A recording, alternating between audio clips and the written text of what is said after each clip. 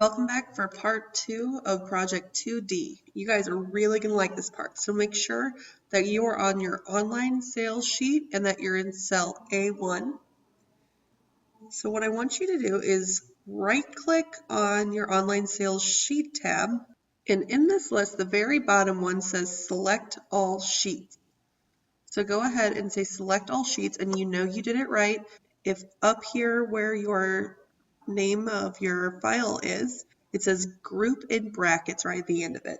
So just double check that that's there. And then what I want you to do is select A through G, and I want you to drag it to 85 pixels each. So you do them all at once. And then in cell A2, I want you to type week of May 24th.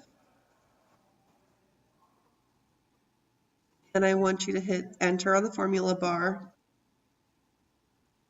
and merge and center it from A2 to G2.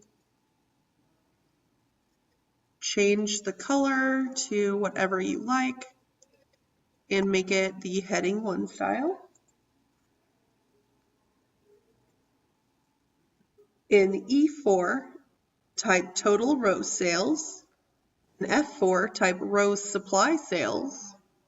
And in G4, type total sales. Then select A4 through G4.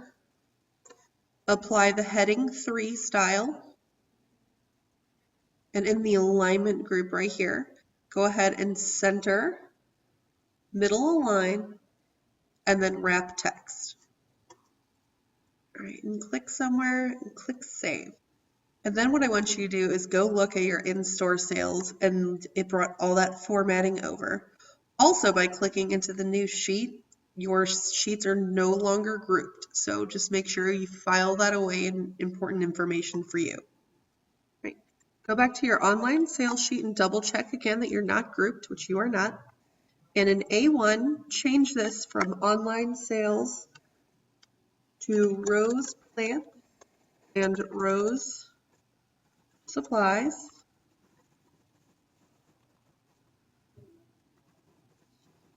And then weekly online sales. And hit enter on the formula bar. Merge and center those across, and then apply the title style. You can change the background color too before if you like. And you notice that that doesn't quite fit. So I want you to select A through G and change it to 95 pixels instead. And then it fits. And now we're going to enter some data into the rose supply sales column. So go into F5, and I want you to select from F5 to F11. So F5 to F11. And then we're going to enter in this information right here. So go ahead and pause this video if you need to go ahead and type this information in. Once this data is entered, go to the in-store sales sheet, and we're going to do the same thing to our title here. So it's going to change it to rose plants and rose supplies, weekly in-store sales. Make sure you merge and center it, change the background color to something, and put a title on it. And if it does that again, then go ahead and resize to 95 pixels. Again, go ahead and select F5 through F11 and go ahead and enter in this data. You can pause the video here if you need to fill it in. Go ahead and click anywhere and save your workbook. One thing I want you to get in the habit of, though, whenever you're switching back and forth between worksheets, is to do Control Home. So that way, whenever you go back and forth between worksheets, you start right here in the top left corner. It's going to make your life a little bit easier. Go into the online sales sheet. And what I want you to do is right-click on it and do Select All Sheets. So it should say Group again. So I think you guys are really going to like this part too. So what I want you to do is come in E5, and you can construct your sum formula any way you want. You can click auto sum, you could do equals sum and add these 3 items together, I'm just going to click auto sum and then press enter on the formula bar and use the fill handle to fill it down. And then total sales, you're going to add together our two sales results. So equals, and then E5 plus F5. Press enter on the formula bar, and then use the fill handle to fill down. So it automatically adjusts. And then what I want you to do is go look at your in-store sales. And it actually did all of those calculations for you over here.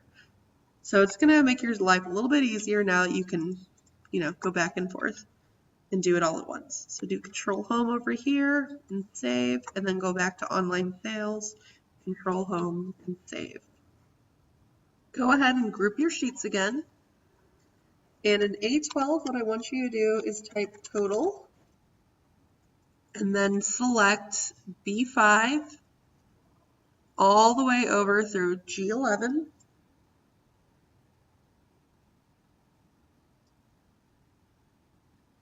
Actually, if you go over all the way down to G12 and then you click auto sum, it'll know where to put all of your totals. So if you double click on those, it has summed the whole column for you. Select A5 through A12 and apply the heading 4 style. Then we're going to apply some number formatting. So select B5 through G5. Press and hold Control so you can select B12 through G12.